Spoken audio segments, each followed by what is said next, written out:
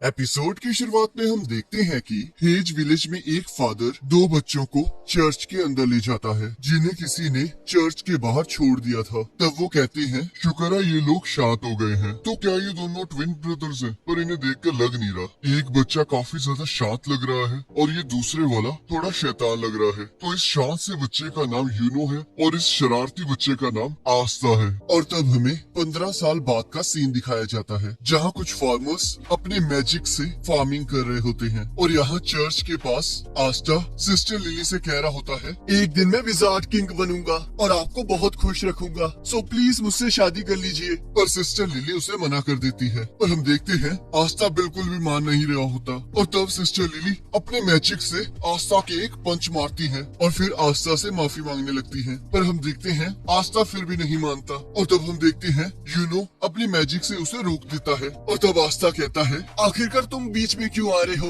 तब यूनो कहता है, क्योंकि तुम्हारा बिहेवियर बहुत बेकार है और अगर तुम ऐसे ही रहे तो कोई लड़की तुम्हें भाव नहीं देगी। तब आस्था गुस्से में कहता है, हम साथ साथ बड़े हुए हैं और अब तुम मुझे ये कह रहे हो? तब यूनो कहता है, आस्था सिस्टर लिली गॉड की सेवा करती हैं, इसलिए वो किसी से शादी नहीं कर सकती। तब आस्था यूनो को लड़ने के लिए कहता है पर यूनो मना कर देता है। और तब नैश कहता है, रहने दो आस्था, तुम यूनो को कभी नहीं हरा सकते। और तब आस्था कुछ करने की कोशिश करने लगता है। तब नैश कहता है, तुम्हारे पास मैजिक नहीं है, मुझे विश्वास नहीं होता कि तुम्हारे एज का कोई लड़का मैजिक भी न यूज कर पाए। तब आस्था कहता है, मैं तुमसे बड़ा हूँ, तुम मुझसे तमीज से बात करो। तब नैश कहता है, बिल्कुल नहीं, इस दुनिया में मैजिक ही सब कुछ है। जिसके पास जितना ज्यादा मैजिक होता है वो उतना ज्यादा इम्पोर्टेंट होता है और तुम तो कोई मैजिक यूज ही नहीं कर सकते। तब आस्था कहता है, तो मुझे लगता है अब मुझे तुम्हें अपना स्पेशल मूव दिखाना ही होगा। और हम देखते हैं आस्था एक्सरसाइज करने लगता है और दूसरी तरफ यूनो अपने मैजिक से कपड़े सुखा रहा होता है जिसे देखकर सभी बच्चे बहुत खुश हो रहे होते हैं। और तब यहाँ हम देखते हैं फादर ओरसी वहाँ आ जाते हैं और कहते हैं, यूनो ही इस चर्च की इकलौती उम्मीद है। और यहाँ सिस्टर लिली आस्था से कहती है, बहुत जल्दी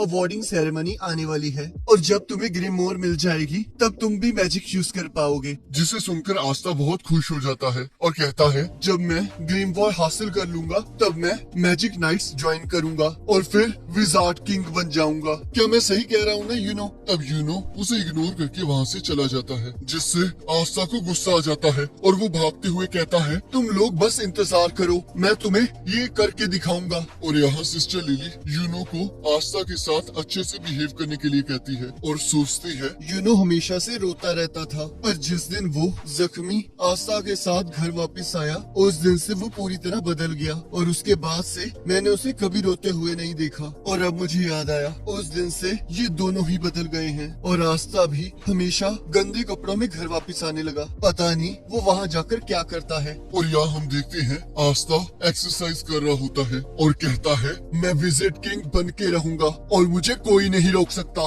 पर उससे पहले मुझे अपने आप को ट्रेन करना होगा। और दोबारा से एक्सरसाइज करने लगता है। और तब हमें बताया जाता है मार्च में जब डैंडलियन के फूल हवा में उड़ने लगते हैं तब साल में एक बार क्लोवर किंगडम में सारी जगह 15 साल से बड़े बच्चों को इकट्ठा किया जाता है और उन्हें ग्रिमवॉर टावर बुलाया जाता है ताकि उन्हें अपनी ग्रिमवॉर मिल सके जिसकी मदद से वो अपनी मैजिकल पावर्स को इंक्रीज कर सकते हैं। और यहाँ ग्रिमवॉर टावर के अंदर आस्था सोचता है, एक बार जब मुझे ग्रिमवॉर मिल जाएगी तब मैं भी मैजिक यूज कर पाऊंगा और तब मैं यूनो को पीछे छोड़ दूंगा। तब यहाँ कुछ बच्चे आस्था और यूनो का मजाक उड़ा रहे होते हैं और कहते हैं, हमें यकीन नहीं होता ऐसे बच्चे भी 6 मंथ्स में मैजिक नाइट्स का एग्जाम देंगे। सिर्फ नोबल फैमिलीज और रॉयल फैमिलीज में इतनी ताकत होती है जो कि इस एग्जाम को पास कर सके और उनमें से एक तो कोई मैजिक भी नहीं यूज कर सकता और ये पूरी कंट्री में इकलौता ही होगा जो कोई मैजिक ही नहीं यूज कर सकता। और तब वहाँ ग्रिमवॉर टावर का मालिक आ जाता है और वो सबको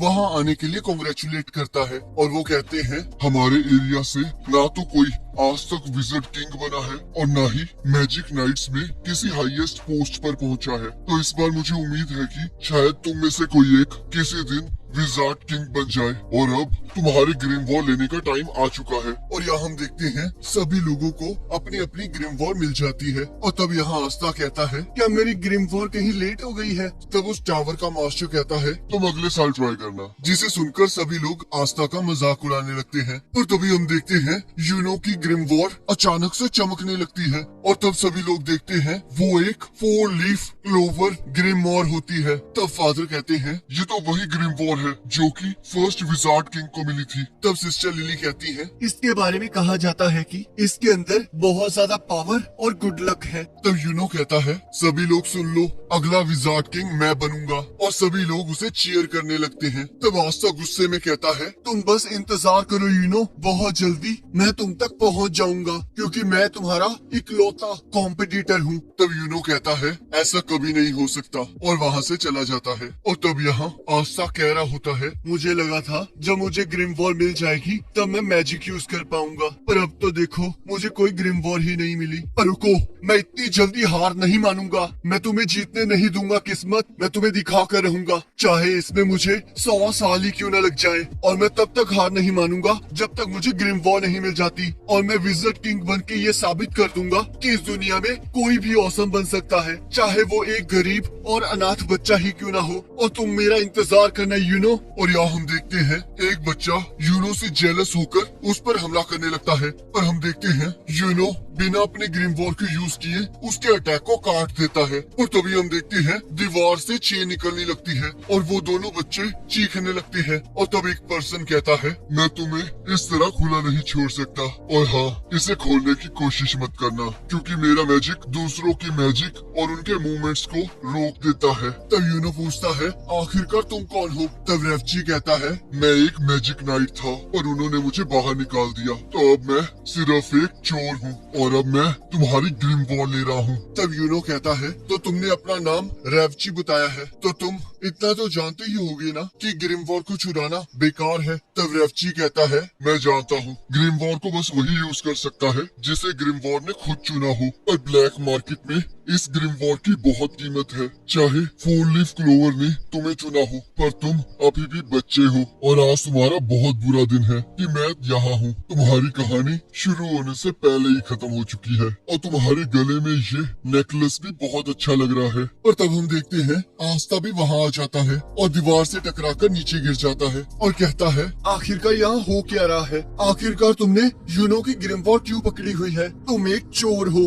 तब रेची कहता है तुम तो वही लड़की हो ना जिसे ग्रिम वॉर नहीं मिली है। तब आस्था कहता है हाँ मैं वही हूँ, पर वो ग्रिम वॉर सिर्फ उसके ट्रू मास्टर के पास होनी चाहिए, तो यूनो को वो वापस दे दो। तब रेफची कहता है तुम्हारी इतनी हिम्मत तो तुम मुझे रोकोगे, और अपना मैजिक यूज करने लगता है। और तब यूनो उसे भागने के लिए कहता है, पर आस्था रेफची की तरफ बढ़ने लगता है और जैसे ही उसे पंच मारने लगता है रेफची की चेन्स आस्था को रोक लेती है। पर हम देखते हैं वो चेन्स आस्था पर जानलेवा हमला करती है। तब आस्था सोचता है तो ये सारे मैजिक यूजर्स ये सब कुछ कर सकते हैं, मुझे यकीन नहीं हो रहा इतनी फिजिकल ट्रेनिंग के बावजूद मैं इसे हरा नहीं सकता। तब रेवची आस्था पर हंसने लगता है। तब आस्था कहता है ये अभी खत्म नहीं हुआ है, मैं एक दिन विजार्ड किंग बनकर रहूंगा। तब रेवची कहता है मैं इन चीज की मदद से किसी की भी मैजिकल पावर का पता कर सकता हूँ, और तुम्हें देखो तुम्हारे अंदर मैजिक का एक कतरा भी नहीं है, तो शायद इसी वजह से तुम्हें कोई ग्रिम वॉर नहीं मिली है।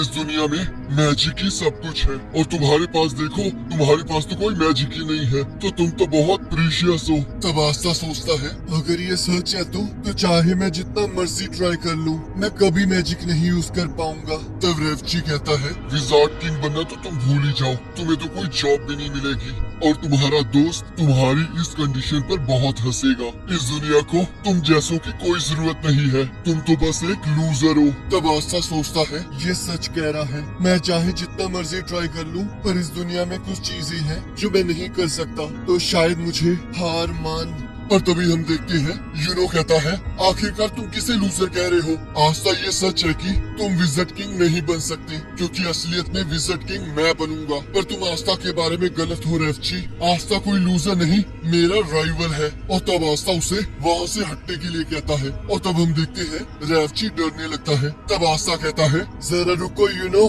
मैं इसे अभी मजा चुकाता हूँ। पर तभी हम देखते हैं आस्था के पास 5 लीफ क्लोवर आ जाती है। तब यूनो कहता है, मुझे पता था आस्था, तुम्हें ग्रिमवॉर जरूर मिलेगी। और हम देखते हैं आस्था की ग्रिमवॉर से एक तलवार बाहर आने लगती है। तब रेवची कहता है, पर तुम्हारे पास तो कोई मैजिकल पावर ही नहीं थी, तो आखिरकार ये ग्रिमवॉर तुम्हें कैसे मिली? और तब हमें बताया जाता है कि क्लोवर के 3 लीव्स फेथ, होप और लव को रिप्रेजेंट करते हैं। और 4th लीव के अंदर गुड लक होता है। और लास्ट में 5th लीव क्लोवर जिसके अंदर डेविल रहता है। और इसी के साथ एपिसोड खत्म हो जाता है। अब अगले एपिसोड का लिंक आपकी स्क्रीन पर आ रहा होगा और उस पर क्लिक करके अगले एपिसोड को देख सकते हो।